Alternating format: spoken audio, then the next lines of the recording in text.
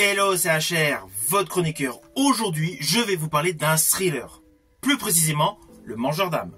C'est un thriller dans la lignée jadis des films Le Collectionneur, porté par Morgan Freeman. Avant d'aller plus loin, n'oubliez pas, si vous n'êtes pas abonné, pensez à le faire. Pensez à la petite cloche pour les notifs. N'oubliez pas que vous pouvez me suivre sur pléthore de réseaux sociaux. Et surtout, n'oubliez pas de mettre en commentaire ce que vous avez pensé de ce film. Let's go!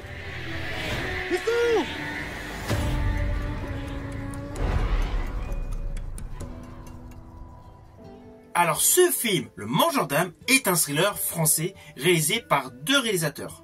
Il s'agit d'Alexandre Bustillo et Julien Maury. Ce film est une adaptation d'un roman à succès d'Alexis Lebsker, publié aux éditions Michel Lafon.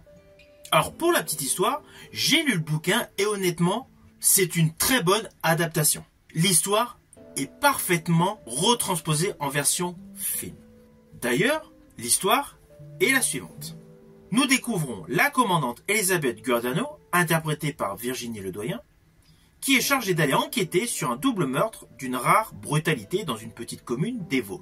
Sur place, elle rencontre le capitaine de gendarmerie, Franck de Roland, interprété par Paul Ami, qui fait face à une série de disparitions d'enfants.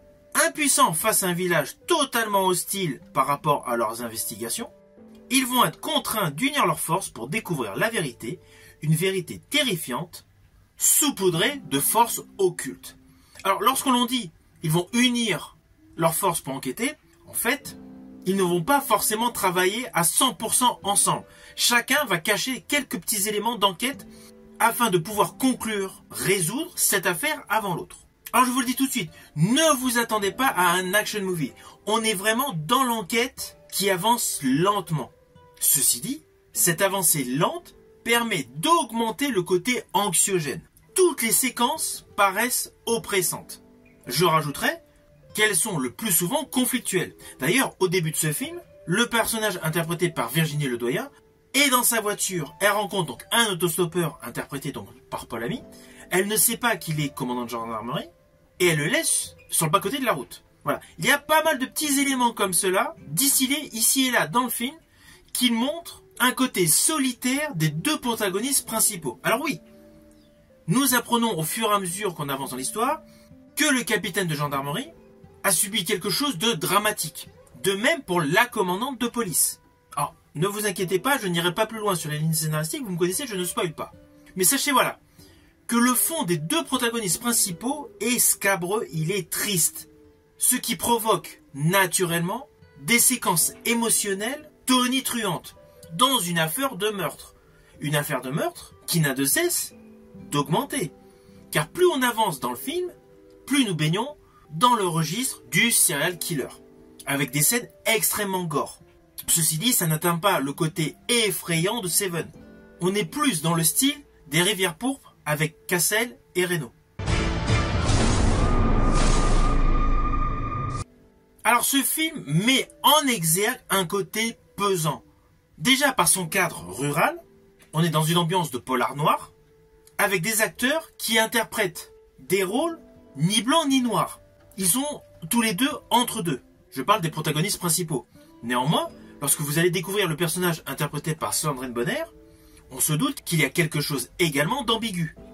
Tous les acteurs et actrices de ce film défendent correctement leur rôle, leur histoire. Surtout que dans le paysage du cinéma français, ce film est totalement original.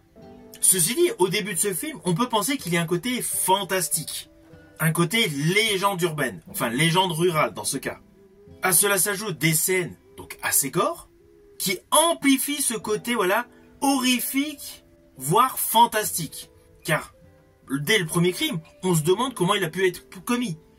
Les deux personnes, plus précisément un couple qui est retrouvé mort dès le début de ce film, c'est littéralement massacré apparemment en ayant leur maison fermée de l'intérieur. De ce fait, toutes les postures horrifiques que nous avons au début semblent déboucher vers un côté fantastique. Ainsi, ce film assure un réel suspense haletant qui est totalement efficace. Toute la photographie a un côté donc sombre, avec une colorimétrie saupoudrée d'un léger gris, d'un léger sépia, afin de rajouter de la froideur à chaque plan séquence. Tout le travail sur la photographie assure un gage de qualité supplémentaire, une plus-value pour permettre aux téléspectateurs une immersion totale dans ce monde rural où tout est caché, où tout le monde se connaît, où tout le monde a peur de la légende du Manjardin. Mais on a tous besoin de comprendre. Evan n'est plus à l'hôpital. Il a disparu. Si tu entends le murmure de sa forêt, il est là pour manger ton âme.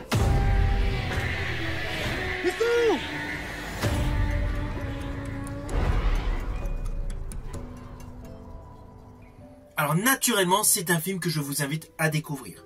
Il est disponible actuellement sur Canal+, mais vous pouvez également le regarder par le biais de supports physiques comme moi, via DVD ou Blu-ray. C'est un très bon thriller, sans prétention, qui certes est en dessous de monstres sacrés tels Seven, mais ce film est excellent. Et je rajouterai, ce qui fait réellement plaisir avec ce film, c'est qu'il est français. On a enfin un bon film de cette qualité dans le paysage du cinéma français. N'oubliez surtout pas de mettre en commentaire ce que vous avez pensé de ce film, et surtout si vous avez envie de voir ce film suite à ma vidéo. Quant à moi, je vous dis à bientôt pour une prochaine vidéo.